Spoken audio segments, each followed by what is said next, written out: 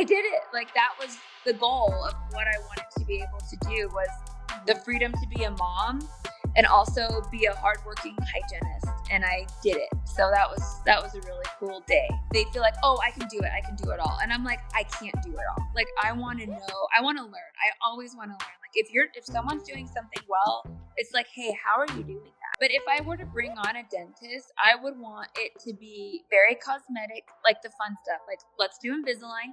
Let's do those beautiful veneers. Let's do the fun stuff like that. What is one myth about hygienists that you would like to bust?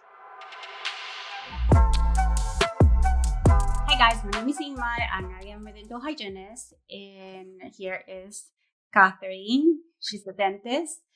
Today we have a very special guest.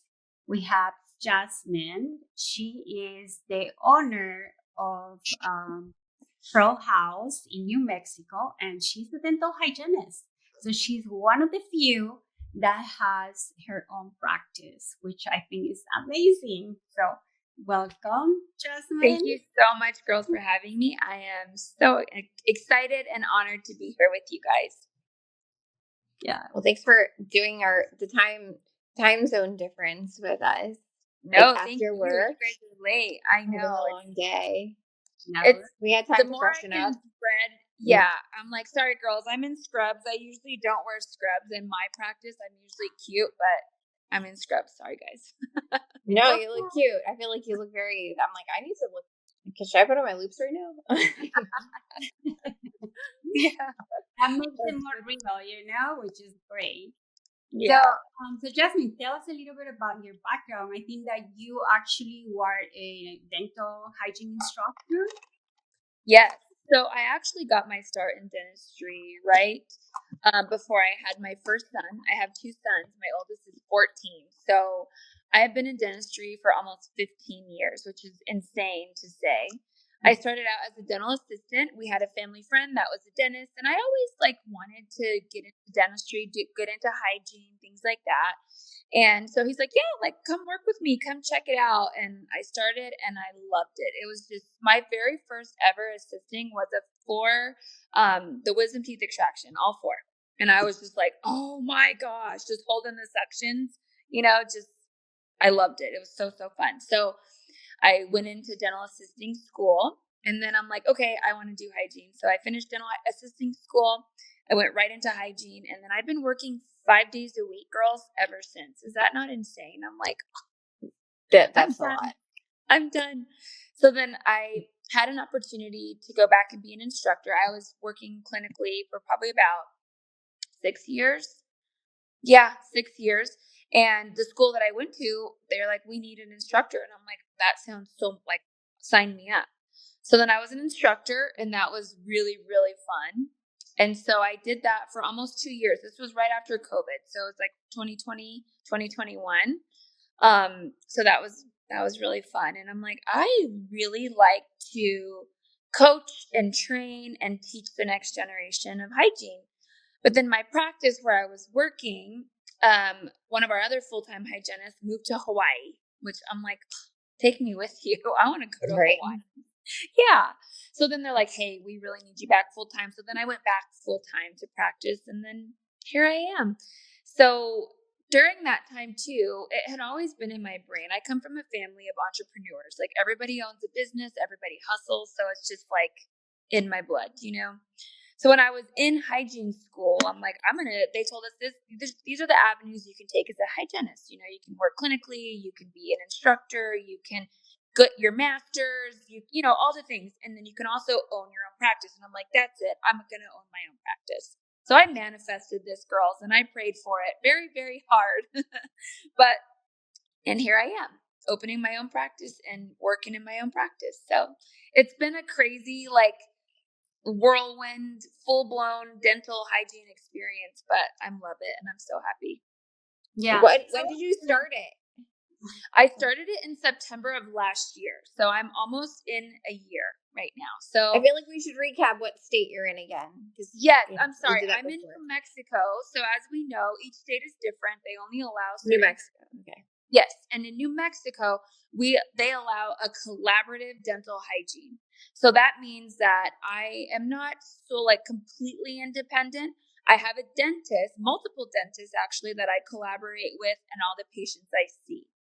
So what that means is that, say I get a patient, they come into me, I can do everything within the scope of dental hygiene in my practice.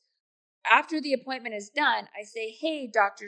Tom, I just saw Jimmy today, and this is exactly what I did.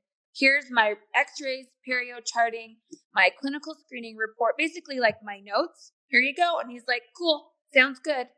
And that's how it goes. Now, the patient does have to be seen by a dentist once every 12 months. So that's like once they leave my doors, it's like, okay, I told you that these are my findings. This is what I saw. Now you have to go to this dentist. So Now, even if you don't find anything, they still have to see a dentist. They still have to be seen within the 12 years. So they can come back to me because I recommend people come back every 4 months, not every 6. I think after COVID, everybody benefits from a 4-month recall versus a 6-month recall. So they can still come back in their 4-month, but then after 4, I'm like, hey, did you go? Like you need to go see him because, right, it's our license. It's still a liability. We still have to make sure that we're doing our due diligence and saying you got to go see a dentist. You still got to get that box checked. Right. Do you find that? Oh, go ahead, Emma. So I think that this works out not only for you because it makes you feel more independent. You have more control of your life in your schedule and everything. But at the same time, the doctors also benefit, right? Because instead of having maybe one hygienist, I don't know how many hygienists like you there in New Mexico, but maybe they can have multiple hygienists that they can actually refer to his practice, right? Yes, that's a very good point, Inma, because that's a huge goal of collaborative practices, especially for New Mexico.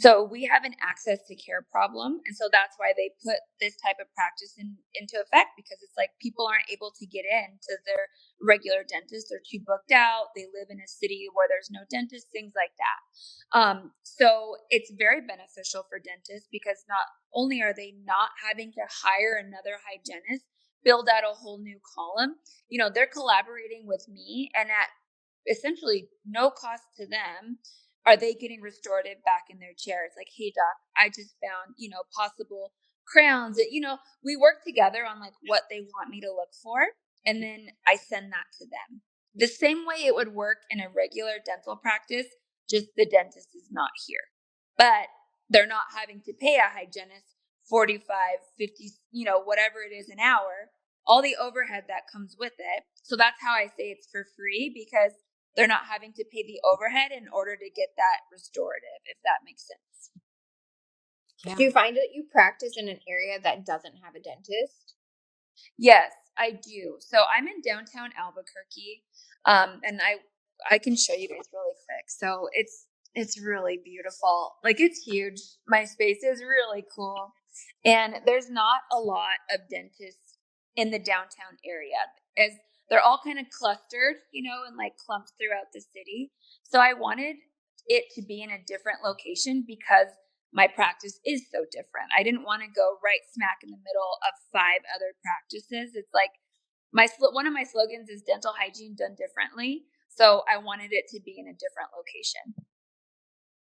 Yeah. That's cool. It's cool. That's great.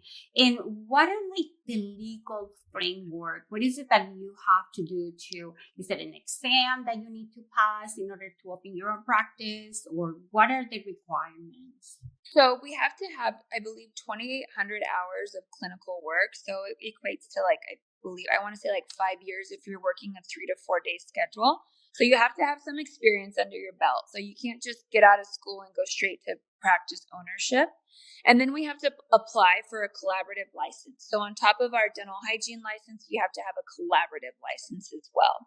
And with that, you also have to have the collaborative agreement with the dentist. So you have dentist Tom agrees with me, and then we apply for the license. So that's the legal work around it. Okay, so the license is the RDHAP? Is that what it is? It's not. So that's primarily in California. So that's a registered dental hygienist of expanded practice. That's how they practice. Ours is a collaborative dental hygienist. It's a That's what. different kind of. Yes. Mm-hmm. So is that like is it similar to? Are they like a partner in your business? Is that how that works? No, my business is solely my own. Yeah, which is really nice. Yeah, So and your it's also business is solely your own, and then the patient comes in to see you, and then what part do they have to? What part is the responsibility of the dentist at that point? so basically like the same concept is like if you were to refer to endo. Are you a general doctor? General, yeah. General dentist. So say you refer to endo, right? Like whatever endo does, that's endo, and whatever you do, that's what you do. Does that make sense? Like neither of us are liable for the work either of us has done. Does that make sense? Like a patient can't go to the dentist and be like, well, I don't like that SRP she did for me, so I'm going to sue you as the doctor. And then vice versa. Like the patient can't say, well, I don't like the crown that he did for me, so I'm going to sue you. So we both, it's kind of like hard to explain, but we're just collaborating on one patient. Does that make sense? But everybody is responsible for their own work. Yes, exactly. Yeah. It makes sense. Yeah. Right? Yeah. Well, pretty cool. So, wow. So, in what moment did you decide I want to do this? I just wanted to. I was, so I'm a single mom. Entrepreneur, but yeah. Yes, yeah, that. But I mean, it's always in the back of your mind, right? So I'm a single mom. I have two sons, and they both play a lot of sports. And I was driving 45 minutes outside of town to go to my other practice, and I'm like, something's got to change. Like it was just one of those days that I'm like, I've had it. I'm done. I'm doing my own thing, calling my own shots. And it was because my son had a big baseball tournament, and I had asked for the day. I said, and it was like weeks prior, and I'm like, this is the tournament. It's on a Friday. And the office was like, oh, no, sorry. And I was like, what? I'm here 5 days a week. I work my butt off. I produce over goal every month, So that was just like I'm done. I'm not doing this anymore. You need a more flexible schedule for you. Yeah. Yeah. In order to, just the other day, it's so funny that we mentioned this because that same tournament rolled around last Friday. And I posted something on TikTok, like this was my day, right? Like I go to my son's baseball game, I come into work, I had a coaching call, I had 3 patients, and I made close to $1,400 off of 3 patients in 4 hours. So it's like and then I went right back to baseball. So that was like a dream come true moment. Like I literally cried on my way to my son's baseball game because it's like I did it. Like that was the goal of what I wanted to be able to do was the freedom to be a mom and also be a hardworking hygienist. And I did it. So that was a really cool day last week. Yeah, for sure. Yeah. Wow. That is awesome. Yeah.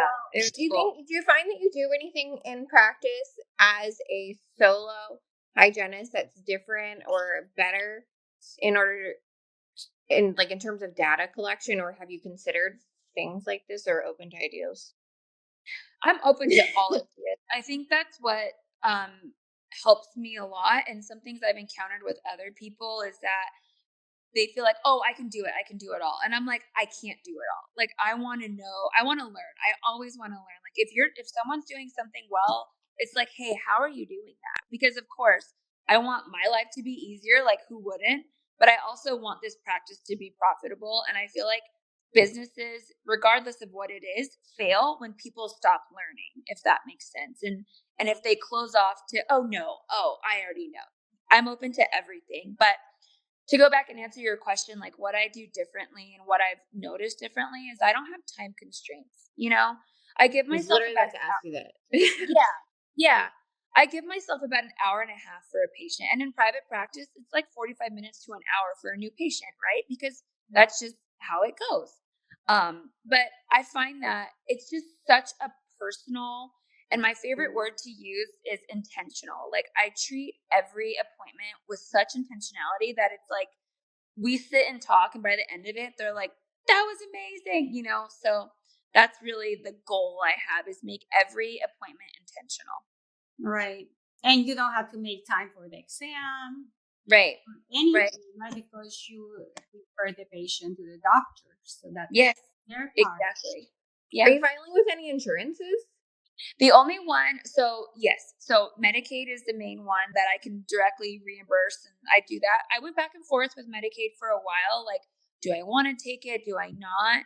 But as a collaborative hygienist or an independent, I think it's super beneficial to take Medicaid. I think we provide a certain level of care, again, going back to being intentional, that Medicaid patients miss out on, to tell you the truth. Honestly, I almost feel like that should be a requirement. Like if the goal is to have access to care, that's the largest group that needs access to care, even in a city environment where there are other dentists there that just don't happen to be where you are. And so I think that that's amazing that you're able to do that, because you're taking some of the burden off of the dentist. They don't have to necessarily be in network with that person, but the patient's still getting care. So I think and you know what?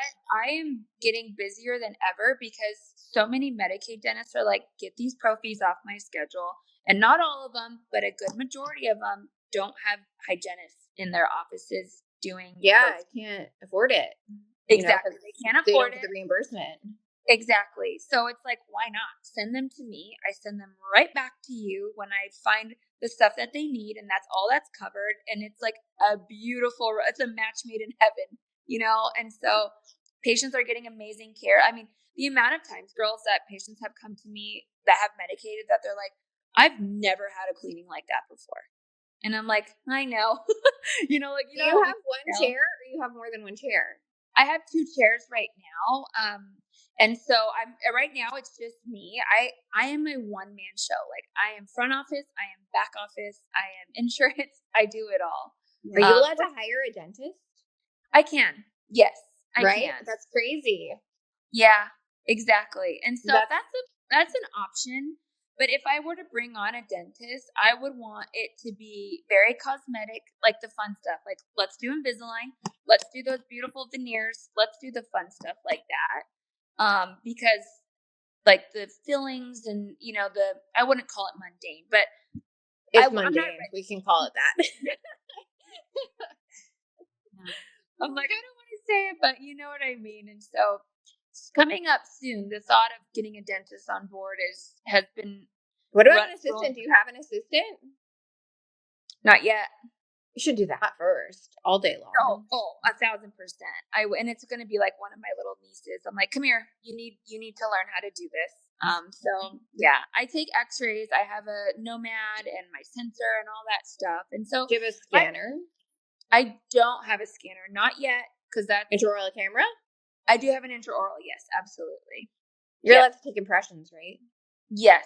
And so I do. So that's another thing that's a little weird with New Mexico, is that they don't allow dental hygienists yet to do whitening in office. So that's something that I'm kind of holding off on. So once we get the green light, then I'll go full send whitenings and, things like that. Another something different. Oh, going back to the insurance question.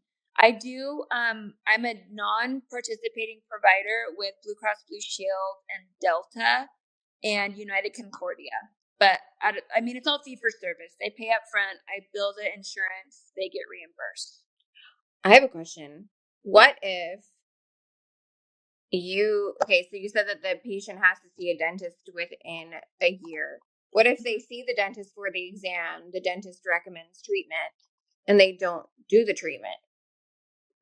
Then it has to be just basically written out, and that rule falls back on the dentist in the same way in a traditional setting, right? We all recommend things and the patient's like, I don't want to do it, right? So that just goes back to like our notes and how we notate and say recommended crown on number 17, patient declined or whatever. That's how that works.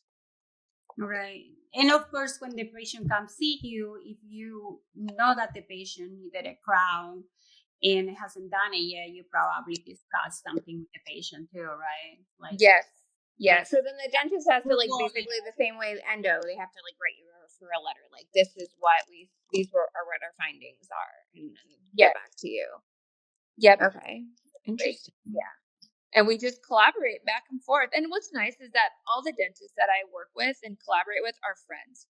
I've been doing this long enough that it's like a text, like, yeah, I texted him, or not texted him, but this is what I recommended. I saw exactly what you saw. And they said, oh, we're good. So it's nice that I have that relationship with the dentist. That way we can talk openly and it's not so formal. So, I mean, you work with a lot of friends that they're dentists, but does your program, does this have like a lot of, like, does it have support, or do they have any hesitation in the dentist part? It goes back and forth. And I think a lot more dentists are kind of getting on board with it because they see the benefit, which I hope. But again, it goes back and forth. And to tell you the truth, the most hate or shade I've received are from other collaborative hygienists. I you know, that. I know. Believe it, and that is a shame. It's a shame. Yeah, and it's just like, okay, have a blessed day. I don't know what to tell you. The other collaborative hygienists in my state, not all of them, but the ones that I know of have dentists in their office, which is totally fine because it is a pain in the butt to have to send every day everything you've done. It's a pain, but that just is one more step to our autonomy. So it's like, well, let's just make it work. So they have dentists in their office, and that's fine. That's their choice. So I just kind of got the runaround and like, well, and I'm like, okay. Like, how do you send it? How do I send it? Email. Yeah, email. And like, you have to type it all out, or like I have a form, just a blank form, and like so I use Oryx dental software. Have you ever heard of Oryx? I haven't. How do you spell it? O-R-I-X? O-R-Y-X. Yeah. I haven't heard of it, no. I love it. It is so user friendly. It's all cloud based. So it's really, really user friendly. Everything saves immediately. I just gather it all up in a file and then send it off to the dentist. How much is it per month? $500. And it's free. Expensive. Man, all those cloud-based ones are so expensive. I know, but it works. So it's been free until my first 200 patients, which I'm creeping up to that. And I'm like, oh no. But it's been great. I really love it. I mean, free till 200 patients, like that's pretty good benefit. It helps you get started, and then just enough to get you hooked. It is. For real. But if you ever want to do a demo, I'm like, I'm one of their ambassadors. So if you ever want to do a demo, let me know. I'll send you my link. Yeah. So let's see it. That is so great. So how do the patients, your patients respond to this kind of practice, this kind of model? Are they very accepting? Do they like it? You know what? They love it. Because everything I post and my website is very transparent that there is no dentist here. And so no one's coming in under the guise of like, oh, this is a traditional dental practice, and it's like, no, this is not. Like, I shout it from the rooftops. I'm like, this is not a dental practice. This is a dental hygiene studio, what I like to call it, preventative wellness, things like that. But they love it. And like I'm saying, like, they feel that it's so intentional that everything I do is just like, we become friends at the end of it, So they're like, I'm never leaving again, which is my goal, right? How have you found you've gotten the most amount of patients? Is it like through social media? Is it through the insurance company? Social media. That's it. And word of mouth, which is beautiful. Thankfully, New Mexico and Albuquerque is a very small town, so everybody knows everybody. And I saw she posted you, so then I found you, and then I saw she posted you, so I found and it's great because my your patients are posting you. I mean, that's nice. Like, yeah. Are you asking them to? Is it like a review, or like what are your posts look like? I need to check out your social media. Yes, please check it out. So patients, what's your handle? It's pearlhouse.nm. Yeah, Pearlhouse. Okay. I'll text it to you, ladies. Okay. Yeah. But my studio is also very aesthetically pleasing. Like, it's really cute, right? Like, us women, what do we look for? We're like, oh, that's cute, right? So that helps a lot. And then, like, even for the males, you know, I wanted it not so cutesy girly. Like, I wanted a guy to come in here too and be like, yeah, this place is cool. So it's been a win. It's been really good. So it's not pink with sparkles. No. Fine. Although I do love a pink with sparkle, I'm always on the neutral side. I'll show you guys when we're done. I'll do a quick walkthrough and show you guys what it looks like. I have this thing where I attract people who have pearl in their name or like pearls. It's crazy. Oh, that's funny. And like all over my Instagram, I have like pearl stuff. Yeah, so like another pearl person. All right. Yeah, pearls. It's just something different. And then, yeah, I don't know. I love it. I like it. I think it's pretty cool. So, are you able to collaborate if you want to, let's say, with a nurse practitioner or somebody that they might want to do, I don't know, maybe rent a room in your place or kind of team up with you to do either cosmetic procedures or like, and again, I don't know what the laws are for nurse practitioners in your area, but you know. I actually have a nurse practitioner in my studio. Yeah, she rents from me. So we have a whole wellness gig going, and she does all the peptides and semaglutide and hormone therapy and everything. She's a family nurse practitioner, and we have so much fun. So she's great. Yeah. That's great. Yeah. That's great that you can do that and that you achieve your dreams. I think it's amazing. So what would be a piece of advice that you will give to other hygienists, especially with everything that is going on in our community, right? It's really kind of down. Right. My biggest thing is like, take the leap. You know, the longer you sit on the ledge and watch things go by is the lot further away it gets, you know? And so just do it. It's scary. Get a good mentor. So my mentor was Tracy Baker of the Dental Hygienist. I don't know if you're familiar with her. I think so. Hold on. I gotta look that up. Yeah, she was the dental hygienist, and she was my mentor. And she passed in last August, which is super unfortunate. But she helped me get my practice started and gave me the push I needed. So I believe that everybody should have a mentor. I think in business, in life, and whatever it is, they just give you that little push to take it to the next level. So a mentor, take the leap of faith. Because it really always works out. I just am a firm believer that if God brought you to it, he's going to get you through it. And it's just, you know, the rest is handled. That's good. So we're going to have to start wrapping it up a little bit, but okay, this is great.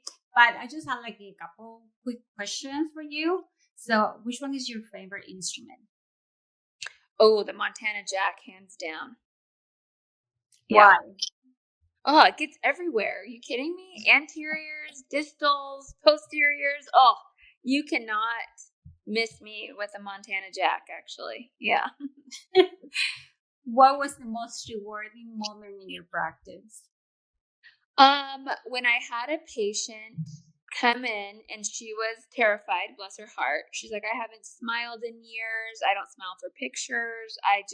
But I know it's time, because her 4-year-old said, Mommy, your breath stinks. Like, you know how kids are, you know? And so she came in, we did a cleaning. She only needed gingival scaling. And so we did her cleaning, and her teeth look great. Cause you know, once the calculus builds up, it looks like your teeth are stained and yellow, you know? So I removed all that, and she's like, oh my gosh. We gave her some whitening, and it was like, she was crying. And I'm like, this is what it's all for. This was the reason. So this was my favorite. Yeah. What is one myth about hygienists that you would like to bust?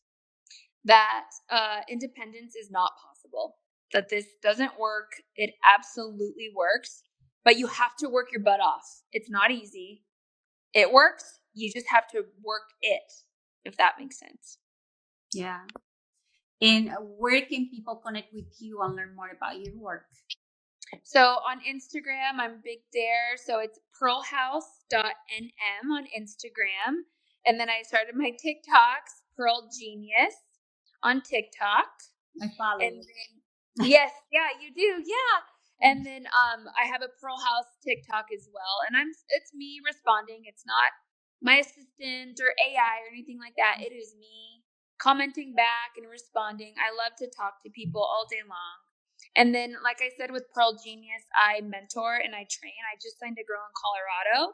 So we're going to get her independent practice started today, as soon as we're done with this call, actually. Oh, So I work with other hygienists to teach them how I do what I do. So yeah, I hope that, well, you are a really sample for everybody,